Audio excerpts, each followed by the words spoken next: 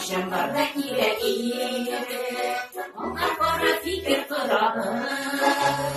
Dünya kuvamızı koşarız, dünya malı şıp tezinden.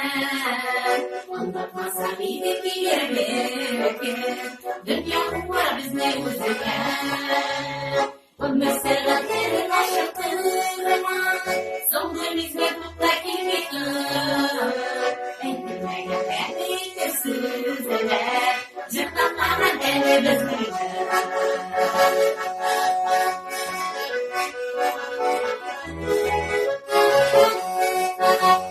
Olam yürüyen dürüst vakitlerde, bir kızlanmış kutbe kuruluydu. Tatlarseler bu genişke var, dürüstlükün yaşı bilmiydi. Tuğanlarını kalemi yaşadı, oy kızı koydu kirgende.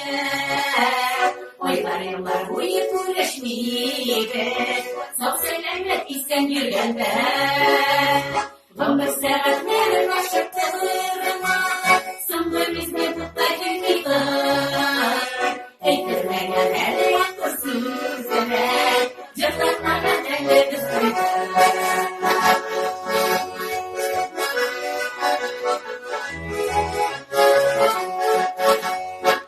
Başarıyla gerek, hep gelirli kısıtın çöle. Unutmasa idi hasir olur, biz yaşayan dünya üstünde. Dünya kuvabızı boşudadır, dünya malı şık tezinden.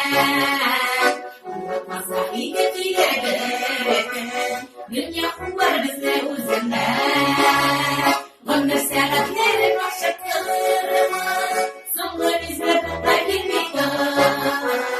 Eytirmeye benliktir sözler, cırtlanlara deli bizlikler. Bu meselelerin aşıktırma, sonunda bizde tutla kimlikler. Eytirmeye benliktir sözler, cırtlanlara deli bizlikler.